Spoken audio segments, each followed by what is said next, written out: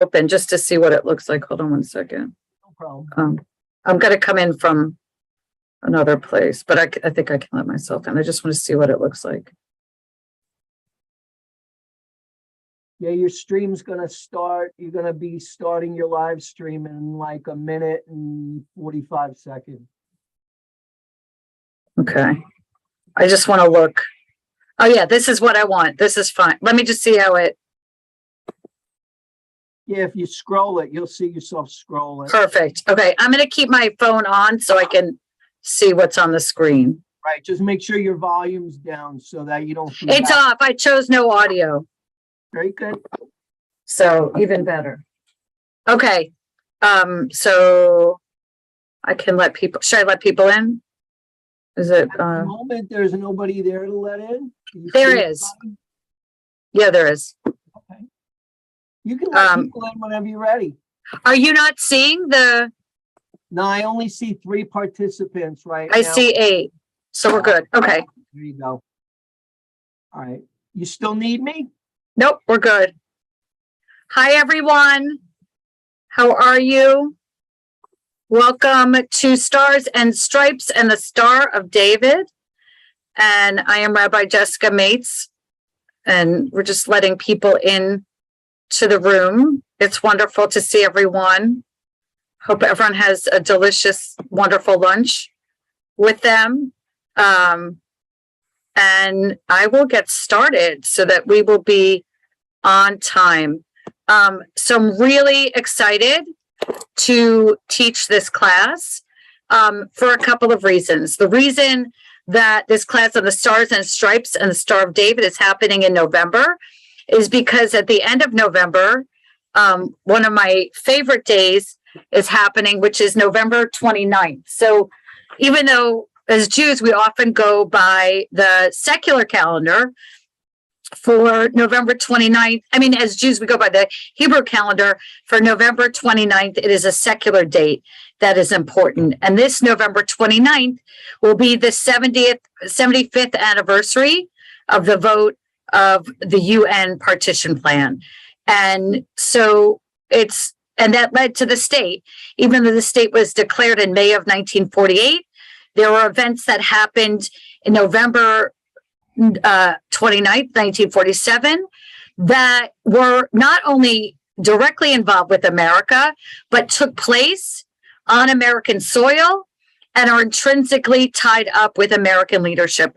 And so what I wanted to do this month in studying, we meet this week and next week, and then we meet, I think we take a week off for Thanksgiving and then meet at the end. What I want to do for this month is look at texts that you may not have been aware of.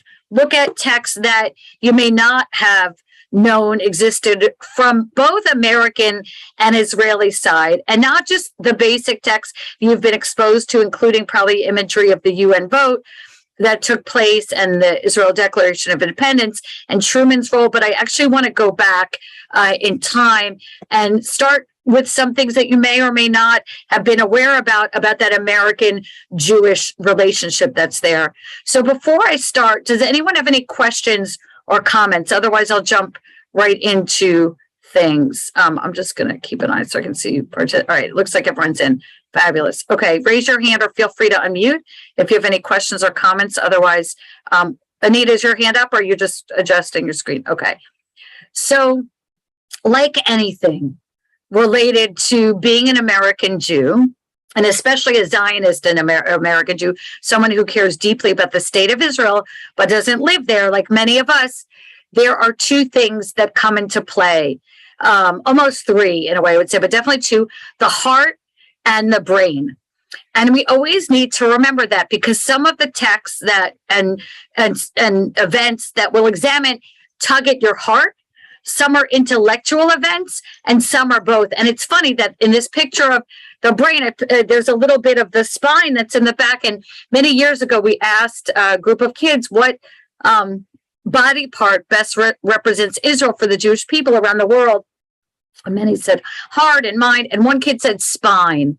And so I like that there's a little spine there, because even though we don't live there, there's something tied up. But we cannot ignore the reality as American Jews that any discussion about Israel involves both our hearts and our minds, right? And as we live right now, we're like anti-Semitism is like front page news almost daily, which is, the storm kind of is knocking out of the news cycle a little bit in Powerball.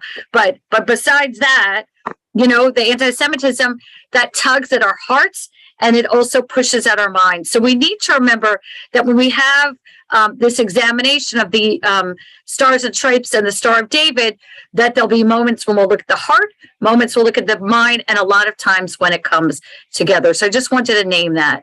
I also wanted to share my kind of two inspirations for this series. One is from a great new book that has come out. I recommend, you can borrow it from me after the month. I don't know if it's showing up, but it's here on the screen. It's called The Ark of a Covenant. It's a very witty title. The Ark, not ARK, but ARC, and a covenant, the Ark of a Covenant. And it's about the United States and the relationship between Israel and the United States, and really the history. And the history goes farther back than 1947, as we will see today. It's a great book. There was just if you like podcasts, David Makovsky just interviewed him on his podcast.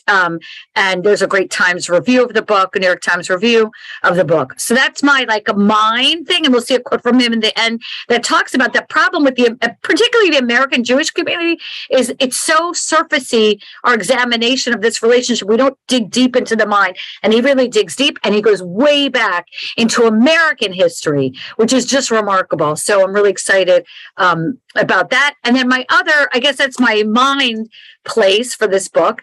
And then my heart place is inspiration of a poetry teacher in Israel named Rachel Korazin. Some of you may have learned with her online. She occasionally guests with us. She was in person here before COVID, and she's the best poetry teacher of modern Israeli poetry, I think, out there. And if you were at Yom Kippur services, you saw our entire martyrology service was devoted to texts right of that moment when the state was formed, 1947, and she helped us curate those poems. And so along with some other poems I know, and her poems, she's there. So that's the heart part, right? Heart and mind. And I think as an American Jew, you sometimes can't extricate which is heart and which is mind. And I will tell you, idioms and metaphors in different languages. So in Hebrew, the heart is often a place of wisdom. So there's a phrase, Chochmat Lev, which means like wise-hearted, but that's understood to be using the function of the brain in making decisions. So just to muddle things even more, heart and mind are in Hebrew, wisdom and the heart are very connected. And so you'll see we'll jump and forth between like factual things and emotional things and back and forth. And that's okay, I think, for a discussion of American and Jewish history, the Star of David and the Stars and the Stripes, which is where we are. And so, as I said, November 29th, the fact that there's a street named in an English word, it says Kaftet, but November, Kaftet is 29 in Hebrew, but November, literally, if you read Hebrew, that literally says November in Hebrew. Most streets in Israel do not have English names, but there is a Lincoln and a Washington and some streets like that, some American names, but this is Kaftet, but November in Jerusalem. It's a little street. I've been on it. I lived in fact, this is pointing the way. I used to live on Palmach Street, which is like behind. So I think this is my old neighborhood. On the left, and anybody know who's the guy on the right? Any idea? Anybody recognize? He's not Israeli. It's John Adams. So we're going to start in this discussion of the Stars and Stripes and the Jewish state with John Adams. What's interesting about American the American belief in there being a Jewish state, because there's nothing called Israel until modern times. But in terms of American belief in there being a Jewish state, what's really interesting is how far back, and I learned this, from the Mead book, how far back that things go. There was actually in the 17th century, I couldn't find any text of his, but there was a 17th century Boston preacher, his last name was Matter, who's really viewed as the first American Zionist, that he believed that the Jewish people should be able to return to their biblical homeland. And there is some correspondence over the life and career of John Adams, the second president of the United States, that also not just reflects the belief that the Jewish people should have a Jewish state, but the complexity of Jews and Judaism in early America. Because think about the fact that if you have the second president of the United States supporting the Jewish people's thought to have their own homeland, when the Jewish people, like the early 18th century is not a time of high Zionism. And so what is it saying? Oh, yes, the Jews should go back to this place that's far away from here. It's complicated. Is it about, loving the Jewish people and believing in their mission? Is it about the nature of what they want America to look like? Is it this intense belief in Bible? Because remember, Christian Bible includes the Hebrew Bible, the Old Testament. There's a New Testament as well. And believing so deeply in the Old Testament and the right of the Jewish people to return. So it's not like so lovely and pretty. It's more complicated than that, but it's really interesting to know that that was there, that John Adams, and even earlier than John Adams, saw the Jews as an ancient people who, had this monotheism that laid the groundwork for Christianity in his point of view. It's not important to us, but it's important to him. And he saw them as people deserve rights and protections under law. He really, quite worshiped, really honored and held with great respect ancient Jews, and thought contemporary Jews were worthy of respect. And yet at the same time felt that Jews could be candidates for conversion to Christianity. So there's a lot of mixed stuff. And you'll see when we get to Truman later on, who also, you'll see something later, may or may not make you happy.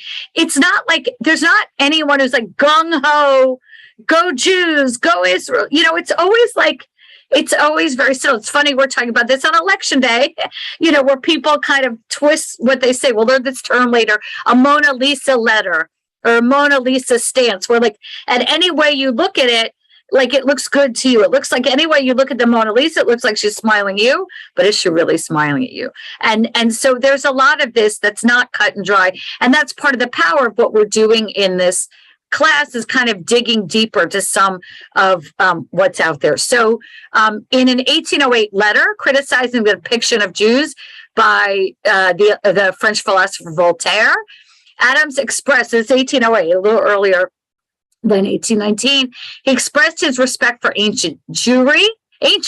Now, how is it possible that he should represent the Hebrews in such contemptible light?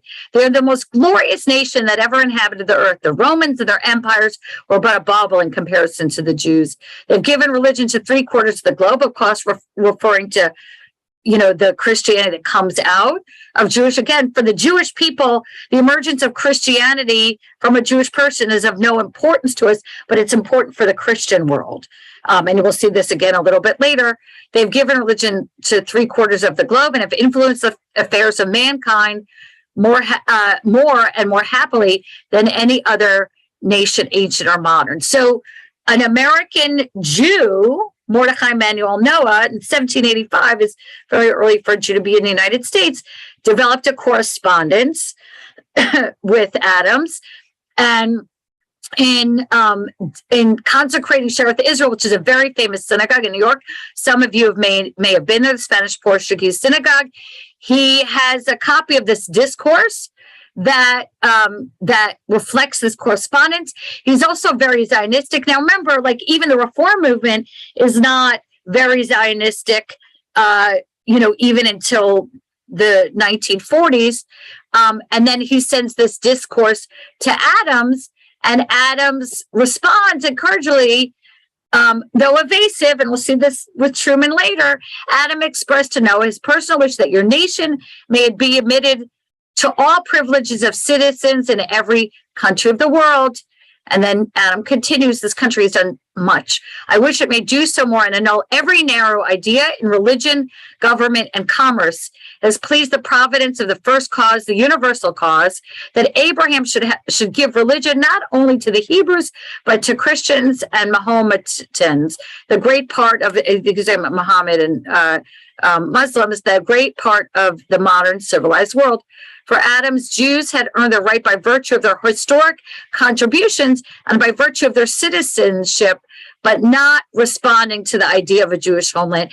And you'll see this a lot, like to this day, that people think it's really wonderful. Like I remember I had a pastor reach out to me once. She was a friend of a relative, and she said, she was a Christian pastor, and she said, "Oh, you'll love to know we say the Shema in Hebrew at our services." And I was like, I don't love to know that. That's not what Judaism strives for. When we say Adonai, we mean one God, a monotheistic God. When you say God, you're bringing up the whole Trinity, and that's fine for Christianity, but don't, in the same way, like many times people see Jesus as Isaac, right? That they kind of appropriate that symbol. But a little later, a year later, Adams does make a pro-Zionist declaration. And this is in the again, like the early 1800s, like a lot of Jews, especially those that are in Europe, are just thinking about surviving and not being killed by whatever, monarch is ruling them at the time, or the local people. And Eastern Europe and Western Europe have different realities. And in 1819, Noah sent Adams a copy of his recently published travel book, Travels in England, France, Spain, and the Barbary States. And in his letter acknowledging the gift, with the fact that Adams is even continuing this correspondence, Adam praised Noah's tome as a magazine of ancient and modern learning, of judicious observations and ingenious reflections. Adam expressed regret that Noah had not extended his travel to Syria, Judea, and Jerusalem, as Adam would have attended more to his remarks than to those of any traveler I've yet read.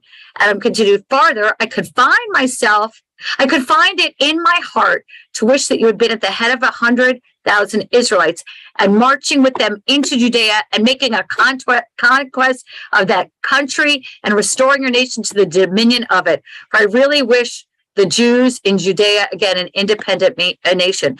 Does anyone know what biblical character this is evoking here? You can put it in the chat or unmute yourself. Joshua, right?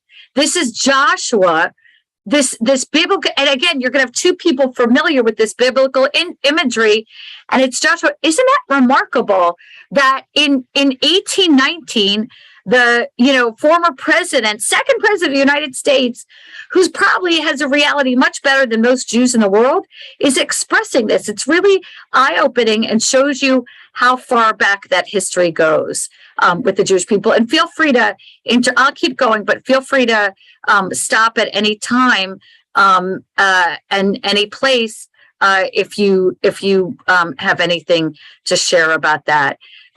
Now, in terms of American presence in its Ottoman Empire until it becomes part of British Mandate, in this period of time when America is beginning, in the early colonial periods and the beginning of the United States, it's part of the Ottoman Empire.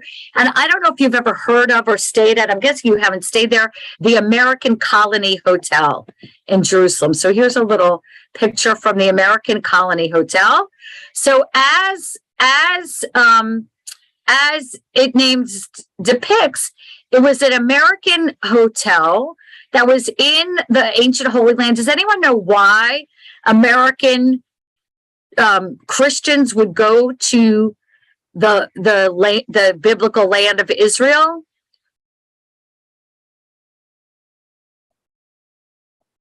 So it was considered, as Christianity was changing in the United States, it was considered that it would be a noble thing, especially as different branches of Christianity developed, that you could go to the ancient Holy Land, into Jerusalem, and offer aid to those who were living there, Jerusalem was a very poor city, and you were like a pilgrim going to the city of Jerusalem. It's not the same as missionaries, as much as it is just an act of benevolence. And so what happened is a group of Americans bought this hotel. It was originally a palace, and it became the American Colony Hotel. It's still called that to this day. And it was meant to be a place for these Christian pilgrims that were coming, that they would have a place to stay when they were in Jerusalem. It went through a lot of wars and a lot of there, but it tried to be this kind of neutral island, not owned by Arabs, not owned by Jews, but owned by Americans, Brits, and Swedes, and, you know, with friends from all segments of society. And it was in the old city. Remember, a lot of the building in this time, old city's really run down, is going outside with like Montefiore outside the old city, and the part of Jerusalem, the more modern in Jerusalem, that's outside the walls that are there. So it has a really rich history that's there. And it was really for these pilgrims and these Western travelers to have a place that like had the food they had. There's another hotel, I forget what it's called. It's like I think the Swedish hostel, or one of the hostels, one in the European nation, has like the best strudel or something like that. You know, it's like, it's in this Middle Eastern climate, but they have all the comforts of home that were there. So one of the famous travelers, anybody know a very famous American author who was a traveler to that hotel in that land? Was yes, thank you, was Mark Twain. American pilgrimage flooded into the Holy Land, boatload after boatload, in an era when typical American Protestant was required to master the Bible. Many Americans knew the basic geography and names and sites of the Holy Land, probably more than a lot of American Jews even today. And the pilgrims started coming in 1819. It's interesting. It's the same time as Adams is giving this praise. I think Adams dies in 1824, on the 4th of July. And I think it's the same day as Benjamin Franklin or something. There's another, but this is all the early 1830s. These are American Christians we're talking about that are focusing on the Holy Land. And Samuel Clemens, he wasn't so much a Christian pilgrim himself on some things, as much as he was latching on to this group of pilgrims. He called them the innocents. That's where you get the innocents abroad. So two Mark Twain quotes, and Mark Twain, it is known, went through kind of this genesis in his feeling towards the Jewish people.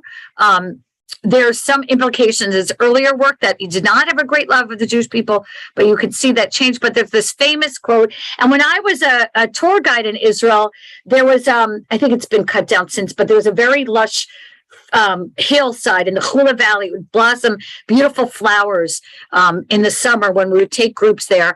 And you would stand at this place where Mark Twain, was in the 1800s. And what he said about the land, a desolate country whose soil is rich enough, but is given over wholly to weeds, a silent, mournful expanse. A desolation is here that not even the imagination can grace with the pomp of life and action. We never saw a human being in the whole route. There was hardly a tree or shrub anywhere.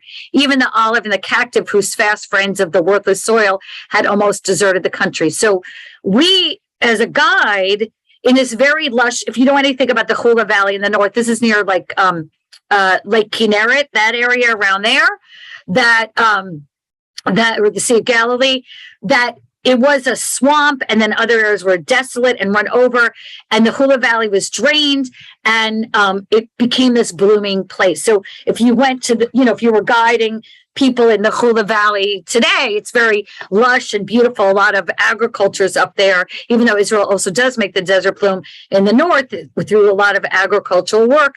And so we would ironically, as tour guides, stand reading this Mark Twain quote that makes the land so ugly, and then sweep out over the expanse and say, the land is beautiful. That was very dramatic at the moment, but it also shows under this period of time, it was not a pretty place. Cities like Sfat were also in ruins. It was not a pretty place.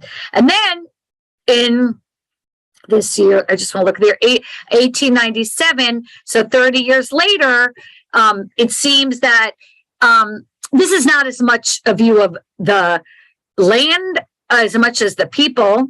But can I ask someone to unmute and read on the Jews? And this is a pretty famous quote by Twain. Anita, do you want to unmute and read? On the Jews, if the statistics are right, the Jews constitute but 1/4% of the human race. It suggests a nebulous puff of stardust lost in the blaze of the Milky Way. Properly, the Jew ought hardly to be heard of, but he is heard of, has always been heard of. He is as prominent on the planet as any other people, and his importance is extravagantly out of proportion to the smallness of his bulk.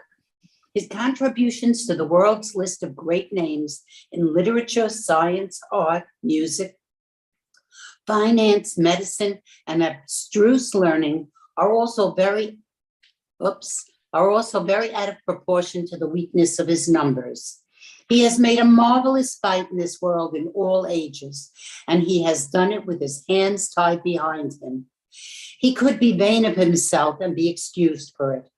The Egyptians, the Babylonians, and the Persians rose, filled the planet with sound and splendor, then faded to dream stuff and passed away. The Greeks and Romans followed and made a vast noise, and they were gone. Other people have sprung up and held their torch high for a time, but it burned out, and they sit in twilight now and have vanished. The Jews saw them all, survived them all, and is now what he always was, exhibiting no decadence, no infirmities of age, no weakening of his parts, no slowing of his energies, no dulling of his alert but aggressive mind. All things are mortal, but the Jews. All other forces pass, but he remains. What is the secret of his immortality? What a wonderful quote. Have you never heard that before? Mm-mm. It's been out there. It's wonderful, absolutely. And also what's remarkable is you have this whole community of people that are talking about the Jews and the Jewish people in the 1800s that aren't Jewish and yet have a spirit of reflection about should there be a land or should there not be a land? What does the land look like? What do the Jewish people mean? And it's so, it's almost like funny, not funny that, this week, again, we're still a small percent of American population, and yet you have Jews and anti-Semitism or what's going on in the world, top of the news cycle as well. It's very interesting how talked about. But let's go to a Jew, and one Jew in particular, and talk about what he was doing at this time period. And then I want to kind of show you an ironic thing that shows us that heart and that headpiece. So I don't know if you recognize who this is at the center of this picture. I don't know if anyone has any knowledge of who that is, riding on a boat to the Ottoman Empire, or Palestine as he called it. I don't know. Is that Adam Ha'am? That's he's a little later. This is Theodor Herzl, actually. Theodor Herzl he did visit the Holy Land. There's actually another picture of him at my rabbinical school. I have on my shelves. Not the rabbinical school wasn't there, but on the ground where that land is. And Herzl, of course, his story is very famous from a very secular family, very much a part of society, a journalist who gets sent from Vienna to cover the Dreyfus affair and sees that, besides the most likely falsely accused Dreyfus, the quickness to hop on the anti-Jew bandwagon that exists. And he has kind of an epiphany that there needs to be a Jewish state. So he's considered the Jewish father of modern Zionism, because now you see Adams and others who, were even, American Zion, the first American Zionists, not necessarily Jewish. One of the most tragic things about Herzl is that he lost a daughter in a concentration camp. And if you ever been Israel and Har Herzl, because his remains were moved, I always remember the date because it was my birthday, August 17th, 1949. His remains were moved from Vienna to the top of Mount Herzl, the military cemetery in Jerusalem. And if you walk around to the side, there's an area where all his progeny are buried. They were also moved there. And one of them, there's a grave, but no body in it. And that's his daughter who died, I believe, in Theresienstadt. That's there. And then just to like go to that head heart place, because I think, again, it's important to, engage in this in any discussion of Zionism, is that there was a ship that was originally built in 1907. It was meant for voyages of journalists and different people. And then it was bought by a Jewish British citizen who in 1947 funded the sailing of it from France to, it's still British mandate, Palestine as part of this. This is what the movie Exodus is about, this period of time between 45 and 47 when Mapilim, they were called, or refugees who had like survived the war and were living in displaced persons camp and trying to sneak in. It was one of those ships that was sent over with, clandestine immigration. The ship was named the Theodore Herzl. It was caught by the British on April 13th in one of the most severe battles of Ali Bet, which is what this time period was called. 3 Mapilim, or refugees. So imagine like going through the Holocaust and all that, and then tried to get into Israel and be killed. Others were deported to Cyprus, and then after the state was declared, it was taken to Haifa to bring Olim to Israel that was there. So again, like this whole story that we look at American and Jewish history and the founding of the state of Israel, there's so much emotion tied up and so much irony that a Theodore Herzl has a boat named after him that the British wouldn't let in. And there's just it's head and heart that there's the factual things that happen, and then also what it elicits from you. So what was kind of the game changer was not an American political event, but a British political event. And we're going to talk about that and kind of how Britain and America straddled this tension. So what happens is you have World War One.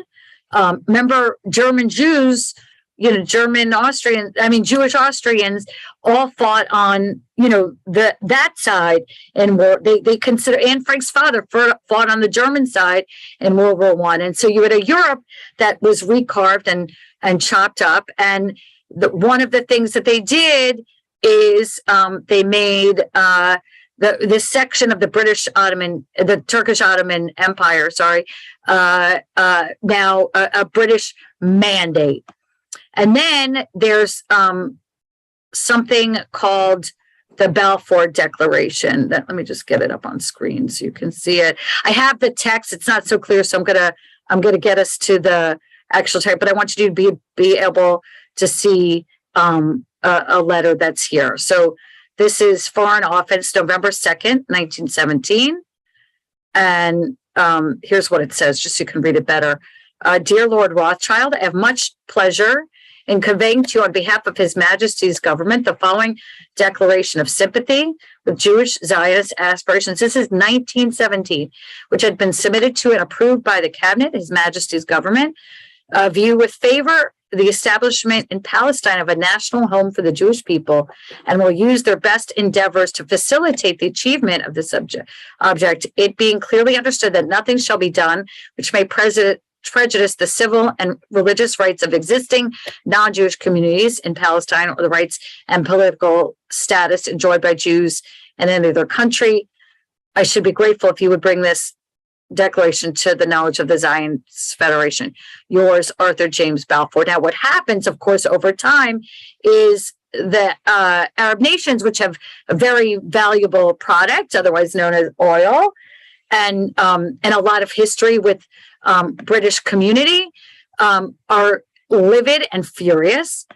Balfour, who was Balfour? He was the nephew of the previous prime minister, Lord Salisbury, and he's best known for this, the Balfour Declaration of 1917, when he was serving as foreign secretary, supporting the establishment of a Jewish homeland in Palestine.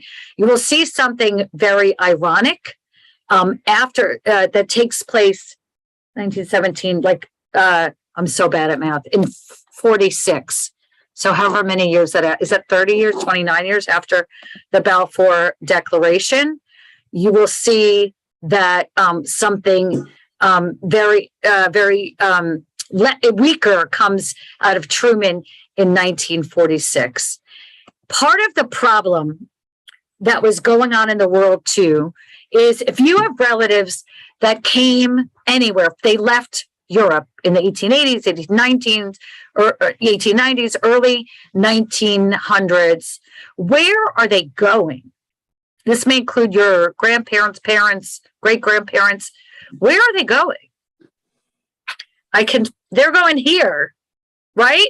They ain't going here, whatever is there, because what Twain described is, right, they're coming here. For every one Jew that went, I mean, not here because it wasn't Israel then, but British Mandate Palestine or Turkish Ottoman Empire, depending. And 95 went here. And so there's almost this odd, and the Jews that were, because remember, there are Jews that have been living in that land since the Babylonian times. Like there's been, like I had a Hebrew teacher in, rabbinical school who was 9 generations Yerushalmi, 9 generations Jerusalemite. So there were Jews, there was a Jewish presence in the land, but all the Jews that were living there, not the Chalutzim, the pioneers that would come later, but the Jews that were living in the land, they wanted to study. They did not want to go farm the soil. And the Christian pilgrims that were like supportive of Jews returning to the land tried to get the, Jerusalemites who were studying to farm the land. They're like, I'm not farming the land. Like, I want to study. But the ones who were willing to farm the land were the Chalutzim, or the pioneers that came from Europe. Like, they might have, been, because remember, a lot of culture in Europe, especially in Western Europe, is supported by the Jewish community, especially in cities like Vienna, a lot in Germany. So you have a lot of artists and musicians and philosophers and professors. But there was a willingness when they came to the land. Again, this is only, 95 to 1. 95 are coming here, one's going there. There was a willingness to farm the land. And a lot of the early kibbutzim were founded by these farmers, but the numbers were so minimal. There's also this odd, it's like a very odd math to do. And it's very disturbing to hear, but it's something I think that Mead points out in his book. That if Britain, had allowed, if America had allowed all the Jews to come here, like unlimited number of Jews, from 1900 to, and if the Brits, had, it's more really the American Jewish community, like there would be no Jews to go to, like if every Jew had the choice, they would come here. That's like Mead's kind of philosophy, that like the fact that not every Jew was allowed to come here. Now it's horrible to think about because, a Holocaust happened, but we didn't know in, 1919 that was going to be. But if every Jew had been allowed to come here, remember, like quotas are getting much stricter, then there wouldn't be any Jews to go to establish the state. So it's this very complicated math that is there because you don't wish for that to be at all, but it's very, it makes you, when you study this, when you kind of dig deep, which is what Mead's kind of philosophy is, that we don't dig deep as American Jews, we kind of stay in this surfacey place, that there's interesting ideas you think about, like knowing John Adams supported this, like thinking about who would have gone, to the Holy Land if every Jew had been allowed into this country, and that complexity of why every Jew wasn't allowed into this country, which is a whole thing. The other thing is, remember, if you know anything about the New York Times and the coverage of World War II, a lot of these stories about what was coming out of Europe in World War II were being buried on page 11, page 5. They were not on the front page that was there. So, and you had a lot of Western European Jews who were not thrilled.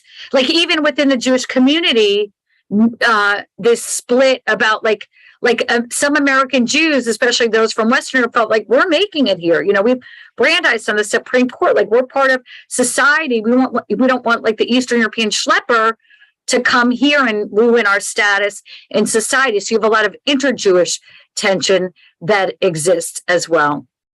And so the last kind of American point I want to make before I go into Oid Zvi Greenberg, a particular poet that deals with our heart, is to talk about a conference that happened in 46, 47, and Truman's Mona Lisa letter that came out of it that I'll share with you. Before I go on, does anyone have any questions or comments? Okay. So, oh, go on. Sorry. What did you say? Okay. I heard something. Sorry. So, so what happens is, you know, you have the war end in 45, but you have the British Mandate period, and they're not letting in these vessels like the Theodore Herzl, like the Exodus. And so the British government calls what's called a London conference or a Palestine conference that was working to resolve the future governance of Palestine and negotiate the end of the mandate. This is 46, 47. This is not, this is earlier than the UN vote. And it was scheduled by an Arab request. You have still many Jews that are in displaced person camps. They're not all coming to the States. And then what happens is that Truman, and I'm just going to share it from Jewish Virtual Library, which is a fabulous website. Truman writes what David Makovsky, who's a great Middle Eastern scholar, calls a Mona Lisa letter about this conference that's happening, that's going on. And nothing's really accomplished. They don't accomplish anything. Obviously, in 46, nothing's accomplished. And Makovsky looks at this letter and he says, like the Mona Lisa, like whatever angle you're looking at her, you think she's smiling at you, but you're not quite sure. He felt like this, Truman's response to this conference was a Mona Lisa letter, and that the things he said of it, he had hoped that Britain would take in 100,000 refugees. And of course they wouldn't, right? We know these boats were turned away. People died. They were returned to Cyprus. It was like very painful thing. And so what he does is he says things that, like, to the Arab world, to Britain, and to the Jews all sound, it's like parv. It's like quite nothing. And Makovsky talks about the end of this letter like it's a Mona Lisa letter. So let me just look, Philip, are you able to unmute and read? Is it big enough? Let me, in light of the situation that is now developed, are you able to see that, or do you want me to make it bigger? Yeah, no, I can. Okay. Okay, I have to actually make it a little smaller there. Can you see that? Okay. Yeah. Okay. I got my eye in place here. Okay. In the light of the situation which has now developed, I wish to state my views as succinctly as possible. Number one, in the view of the fact that winter will come on before the conference can be resumed, I believe and urge that substantial immigration into Palestine cannot await a solution to the Palestine problem, and that it should begin at once. Preparations for this movement have already been made by this government and is ready to lend its immediate assistance. So just, I'm going to stop you for a second. So he's not saying here there should be a Jewish state. He's just expecting that Britain should let in these 100,000 Jewish refugees. And there might have never been, there's supposition there might have never been a Jewish state if Britain had let in these 100,000 refugees. And remember, he only comes into the presidency in 45, and Roosevelt had kept a lot from him. And even so, we always think Truman and his great friend, Eddie, what's his name? Eddie, the hat maker in Missouri, and all this warm and fuzzy. It was like more nuance. Like it was like he just thought like this could just happen. That doesn't mean that he was going to support a Jewish state. We'll see as we look over the weeks. It wasn't even like for sure, because there were, a lot of people against the Jewish state in his government and a lot of resistance there. So, if Britain had let in this 100,000 refugees into British Mandate Palestine, would the push have been there? Number two, go ahead. I say it again, as I have on previous occasions, that the immigration laws of other countries, including the United States, be liberalized with a view to the admission of displaced persons. I am prepared to make such a recommendation to the Congress and to continue as energetically as possible collaboration with other countries on the whole problem of displaced persons. It's like vague. It's like, it's like meh. It's a recommendation as energetically as possible. The problem, like, it's just not like enthusiasm. It's Barb. It's Mona Lisa. Keep going. Number three. Furthermore, should a workable solution for Palestine be devised, I would be willing to recommend to the Congress a plan for economic assistance for the development of that country. It's not clear whose country, what country. In the light of the terrible ordeal which the Jewish people of Europe endured during the recent war and crisis now existing, I cannot believe that I can't believe that a program of immediate action along the lines suggested above could not be worked out with the cooperation of all people concerned. The administration will continue to do everything and to this end. This angered Britain terribly. They were furious, and they did not let those 100,000 in, and the conference fell apart. Now, you were very aware of Truman in the letter of November 29th, 1948 or 47, congratulating the state. This I wasn't aware of before I was preparing for this class. Again, it's politics. It's so funny. We're studying this on election day, where Harry Truman, who's a politician, is trying to say something that no one will take the wrong way. But the British get very upset.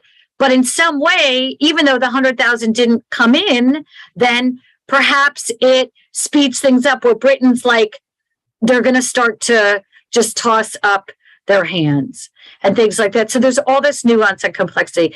I want to go back to a Jew before I do any questions here. You see how we have such non-Jewish American players, like so significant in this path, and not just from the last century, but from centuries before.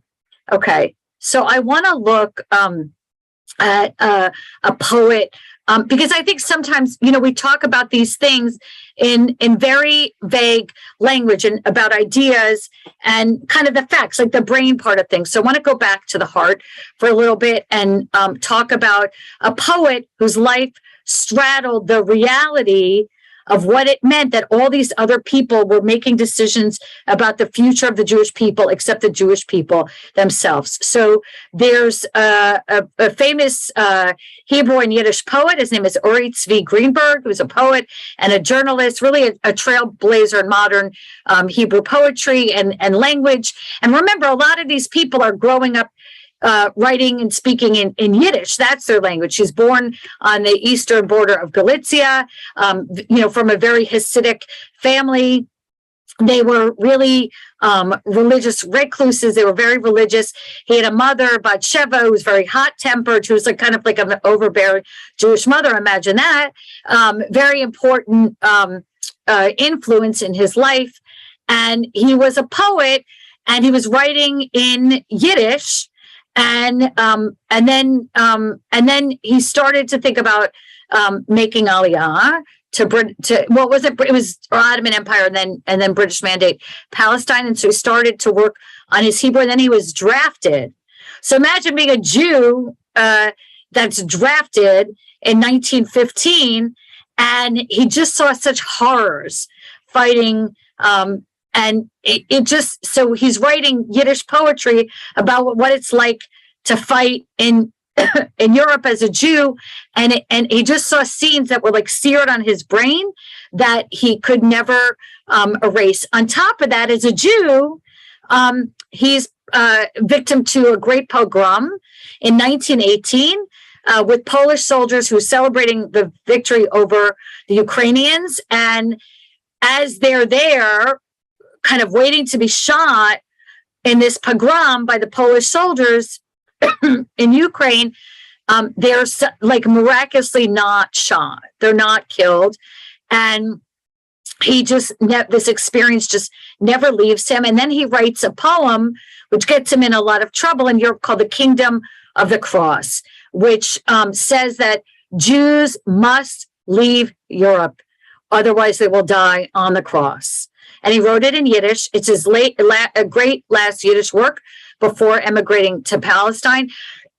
He got in some political trouble in Poland for writing this.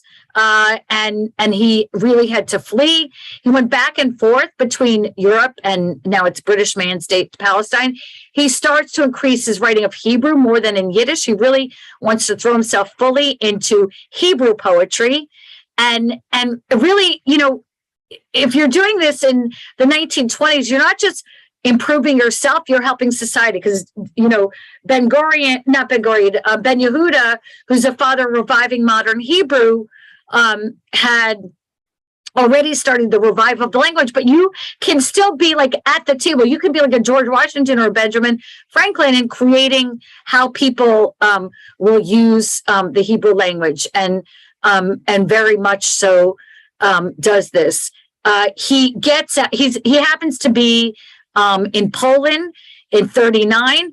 He gets to Palestine in November of 1939. It's a miracle he makes it out.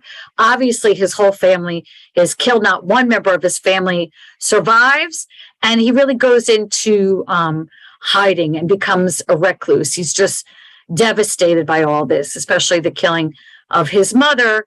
But then he starts to come out again and write more, and really becomes a significant and emotionally, he really bridges that head place and that heart place. Because if you've spent any time in Israel, you know that there are so many families that are impacted by tragedy in one way or another. Like either they're children or grandchildren of survivors that escaped Europe and came, or they escaped persecution in Arab lands, which more took on after World War II in the 1950s, or they have a child or a relative that was hurt or killed in the Israeli army. Like this pain is just like top of mind and right there, very close to the surface in a way we as American Jews just don't know. And that's why it's very easy as American Jews to say, oh, Israel should do this, or, American governments to say Israel should do that. And there's sometimes an insensitivity to the reality of the Jewish experience. And so this poem, Holy of Holies, Kadosh Kedoshim, which comes from a term we use for it's the center place of the tabernacle. It's where only the priest entered on Yom Kippur, the holiest of days. And it's a poem about his mother, this kind of very protective, overbearing mother that he had. She was murdered in Belzec. And he, in this poem, imagines himself carrying her body to Israel and listening to her talk about this. So we're just going to look at a little bit, an excerpt from, because it's a very long poem. It's like almost a ballad that's there. So is there anyone that would like to read? Alex, do you want to read, or anyone else? Some people. You want me to read it? Yeah, that'd be great. Thanks. And I'll move it down as you're reading. Okay. Yeah, and I'll move it down as you're reading. Yeah. Kodesh HaKodashim, Holy of Holies, an excerpt by Uri C. Greenberg. At the last moment when the eyes burst out and the blood started flowing and the body dropped into my arms, because I appeared there at the moment and the sight of the killing. And I said, full of pity, "Mother, mother." She raised her head and placed it on my shoulder and said, "My son, my son." She forgot it was Belzec, the sacrificial altar. And I said, "Yes, mother, yes, your son. Did you know, my son, the Goyim are killing me?" "I knew, mother. Thank God, my son is alive." The wind carried us, my mother in my arms, and the wind placed us at the entrance of a forest with a stream at our feet. Did you bring us to Lebanon, my son? To Lebanon, mother. Thank God, I can smell the scent of Lebanon. Ah, I hear splashing water, my son. Indeed, water, mother. Have you placed the Jordan at my feet? The Jordan, mother. Take me to the Jordan, my son. Let its purifying waters pass over me. I will take you to the Jordan, mother. The cool water will heal me, my son. Ah, holy, holy, holy. Thank you, God. Holy, holy, holy. When I was a young girl, my son, splashing in the river during June evenings, I was thinking about the Jordan water. In our land of Israel, oh, if we had but merited, and here is the Jordan at our feet. Yes, mother, the wind is upon me, rolling waves, lightly touching. Is it evening? It is evening, mother, stars and moon upon you. Upon you too, stars and moon, my son. Yes, mother. Pick me up in your arms, my son. Carry me away from the water, my son. Like this, lay me down on the grass, my son. Dew is falling nearby, and it is warm. Like tears, my son. Warm like tears, mother. Let me feel your body, my son. Your clothes are coarse woven fabric, my son. Soldiers wear. A rifle on your shoulder. Hurrah to you, my son. Until we arrive to Jerusalem, my son. Yes, mother. And when we get to Jerusalem, my son, the royal sanctuary, city of kings. Oh, not even on Shabbat will you change. These clothes, my son. Once I wanted to see you always dressed in silk. I do not want that anymore. As you say, mother, and always with the rifle, my son. Amen, mother. And even when the Redeemer comes and the nations beat their swords and plowshares and throw their guns into the fire. Not you, no, my son, not you, no, mother, lest the Goyim rise again and amass iron, lest they rise again and we shall not be ready, as we were not ready until now. Oh, your words are holy, mother. Let me fall asleep in your arms, my son. A night with my son and God on the river Jordan. God is with us on the river Jordan, mother. And the end of all roads, the Jordan flows. Blessed is he who reaches its shores alive, for the secrets of our tears is in him, and the strength of eternity are in it. Forever, here, my son. Forever, mother. I mean, talk about head and heart coming. First, the poetry is so beautiful. It's, if your Hebrew is okay, it's not that hard to read. It's broken up like that. It's a longer poem, but it's broken up that in small stanzas. And Ima and Ben are are basic words that But you talk about that coming together of heart and mind, and you really have it there in the poem because intellectually what Greenberg experienced, like his whole life straddles, being a Jew fighting on, against the United States and World War I and being conscripted and seeing horrible things. And then ironically, like fighting for your country and then having a pogrom come upon you. It's almost like there's been I think there's a new book out about African Americans who served in the military and then were treated horribly coming home. It's like the same, it's a similar situation that's there. And then making Aliyah and, being part of the new state and really like helping develop the language. But then at the same time, knowing your whole family is gone and that poem just becomes a synthesis of that reality. Any comments or questions? Okay. If you do, stop me or interrupt me. The last thing I want to share is from Mead book, because I think it really, from the Walter Russell Mead book, The Ark of a Covenant. And as I said, there's an interview with him, if you like podcasts, with David Makovsky, and a great New York Times book review. Because Mead really says, I think what I'm going to try and do, in this lunch and learn, and also what I think we as American Jewish community need to do, which is go deeper.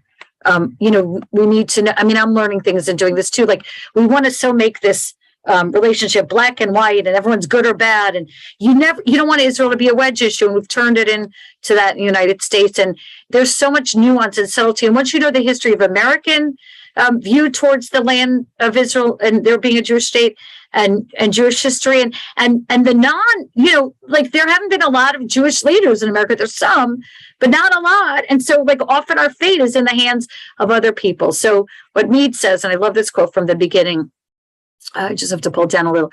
The reader of any book is entitled to ask why it had to be written at all. And if the book absolutely had to exist, why it couldn't have been shorter.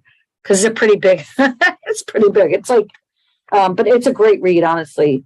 It's over 500 pages, but it's a fabulous read. This is particularly true when it comes to books about the U.S.-Israel relationship. There are few subjects in American foreign policy that get as much attention. Enough books on this subject have been published to fill a respectable library. Do we really need another one? And what the Times says is this is that the discussion about Israel and America and the relationship has been emotionally dense but intellectually thin. So heart has really outweighed head. And what we need to do is work to debunk the myths and learn the facts and that it is better for everyone. It is better for American Jews. It is better for Americans. It's better for Israelis. It's better for Jews around the world if we don't deal in this place of generalization and black and white, but really know the subtleties. So starting with that, there's a pastor for America's America saying Jews should be able to go to their homeland. And John Adams comes around and says there should be a land. Now, if he wanted us out of the country or not is not totally clear, but it's so interesting that this is a conversation that's happening. And even on the flip side, Truman, who, we want to praise, and, there's a lot of praiseworthy stuff there. It's also this Mona Lisa letter is not the best thing in the world. And it still took time after that. So there's a lot of nuance and subtlety that we'll hopefully be able to explore of them. And I want to thank everyone for joining us on whatever platform you're watching. We'll see you next week. Then we've off for the week of Thanksgiving, and then back at the end of November. So everyone have a wonderful week, and thank you so much. And thanks to Ron, who helps with producing.